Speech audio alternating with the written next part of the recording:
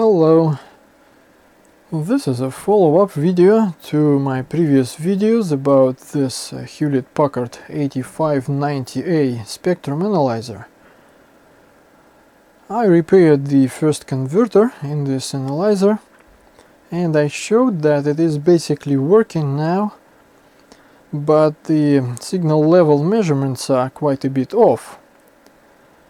The analyzer passes its built-in self-calibration and confidence tests, but if we look at the calibration data here, it seems to be wrong, in the sense that if I understand correctly, these numbers in this column and in these two columns as well are corrections in dB.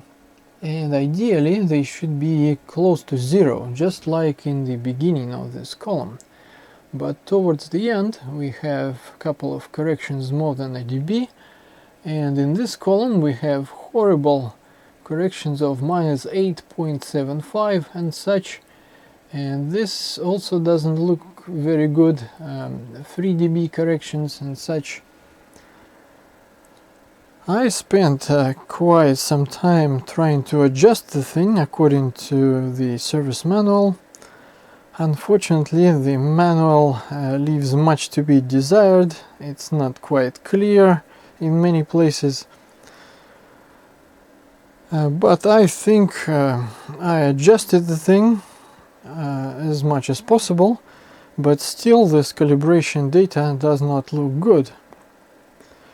And after many experiments, I'm starting to suspect the input attenuator. Let me show you why. The input attenuator in this analyzer is Wavetek with this model number, and it has 3 attenuators in it, 10, 20 and 30 dB. Which can be turned off and on in different combinations, so that the overall attenuation can be set from 0 to 60 dB in 10 dB steps. And as you can see, 30 dB can be achieved in 2 different ways.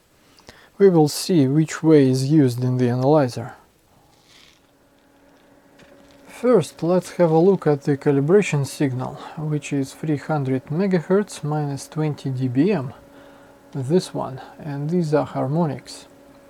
So let's set the frequency to 300 MHz and reduce the span. The frequency is not quite precise, so let's enable tracking to keep it centered and reduce the span a bit more. This should be enough. And let's disable corrections. I believe this is the key to seeing the problem. So the default attenuation setting is 10 dB and reference level is 0 dBm. We can change attenuation here. The 20, 30, 40, 50 and 60. This is the maximum, and it goes to 10 and does not go to 0 this way. It's a protection feature, I suppose. We should enter 0 like so, but the reference level changes to minus 10 dBm in this case. So let's go through all attenuation steps and write down the signal level. Let me show you briefly what happens. At 10 dB attenuation we have our signal at minus 18.2, let's say. At 10 we have about the same, and at 20 it changes quite a bit to minus 16.6, let's say. At 30 it's even higher, about minus 16.1. At 40 we are back to minus 18.2 or so. At 50 again we have about minus 16.1, and at 60 there is quite a bit of noise, but it's even higher.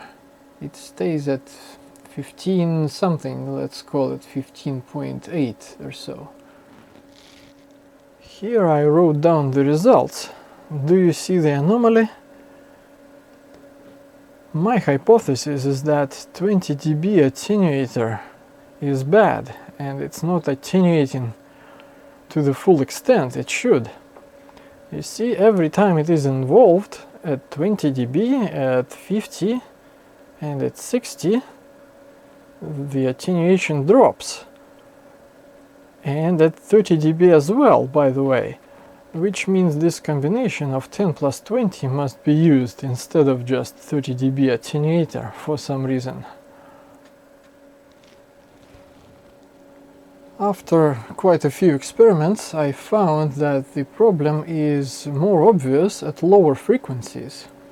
So now we are looking at 10 MHz signal from my signal generator, and I adjusted the level on the signal generator so that we have almost exactly minus 20 dBm on the screen, just for convenience. So let's go through the steps again. 10 dB, it's about the same, 19.9 or so. 20 dB, look at that, minus 15.1 or 0.2. 30, about the same. 40, it's correct again, almost exactly minus 20. 50, again about minus 15 or so. And 60, about the same. There you go. So at 10 MHz, every time 20 dB attenuator is involved, the result is off by almost 5 dB. That's a huge error. Here is the attenuator, and when it's not energized, all three internal attenuators are on, so the attenuation is set to 60 dB. This is common, and in the analyzer it is connected to plus 15 volts. And by pulling to ground these pins, we can turn off 10, 20 and 30 dB attenuators. Let's have a look at the equipment I got recently. In my previous videos I showed a similar signal generator, which is Agilent E4400B 1 GHz. This one is an older model, still branded Hewlett-Packard, but it can go up to 2 GHz. I picked it up really cheap at a local electronics recycling company through eBay. I paid $150. Why so cheap? Because it had a number of problems. The screen was bad, the output attenuator was missing altogether, the output amplifier board was defective, and some other minor things like missing knob, missing one handle on one side, missing feet, missing one foot on the back. So I managed to repair the screen, and I borrowed the attenuator and the amplifier boards from the 1 GHz instrument. The modules are identical for the whole line of the instruments and should work up to 4 GHz as I understand. So now I have a usable 2 GHz generator, and I don't know what happened to the screen. The polarizer films on the front and even on the back were damaged, cracked and bubbled. Probably it was left under direct sunlight or something like that. So I had to remove and replace polarizer films, but because it was my first experience, I left a few air bubbles, like this spot, for example. Maybe I will try again one day. And the backlight has unusual color for some reason. All pictures I've seen on the internet show the backlight closer to white. But anyway, it is usable. Now let's talk about this guy. This is an Agilent E4406A vector signal analyzer, 7 MHz to 4 GHz. Not bad at all, but unfortunately it's not a general purpose swept spectrum analyzer. This must be an FFT based instrument, so it can only show one narrow band. The maximum span is 10 MHz, so you really need to know what you're looking at. It is specialized for testing transmitters, and it has a lot of measurement options for particular cellular protocols. I found a good deal on eBay. I paid $350 delivered, and I think it's a bargain for such an instrument, so I couldn't resist. And it is in great shape, and everything is working fine as far as I can tell, except the real-time clock not holding time when the instrument is powered off. Perhaps it just needs a new battery. Let's start measuring the attenuator. I configured the signal generator to output 10 MHz at 0 dBm, and we should see -60, and we see about -56, which is about 4 dB off, and maybe more because of cables. Let's measure the cables first. I'm going to put this coupler in place of the attenuator and measure just the cables. There you go. With the coupler in place of the attenuator, we measure about -0.87 dBm. So this is our loss in the cables, plus measurement error of the analyzer and signal output error of the signal generator. Alright, the attenuator is back in circuit, and I'm using this power supply to provide 15 volts, and I set the attenuator to 0 dB attenuation, and we read -1 dBm, which is about the same as just the coupler. So let's turn on 10 dB attenuator, and we have -10.98 or so, which is exactly 10 dB of attenuation. Let's disable it again and enable 20 dB. Oops. Anyway, and we have -15.92 or so, which is about 15 dB of attenuation, not 20. Okay, let's put this back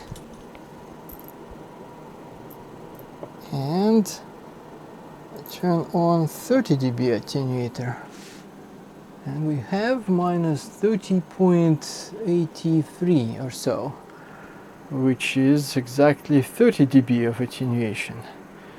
So as you can see, at this frequency 20 dB attenuator is attenuating to 15 dB only, not 20. The other attenuators are doing just fine. And now we have 1 GHz, and all attenuators are off, and we have -2.63 dBm.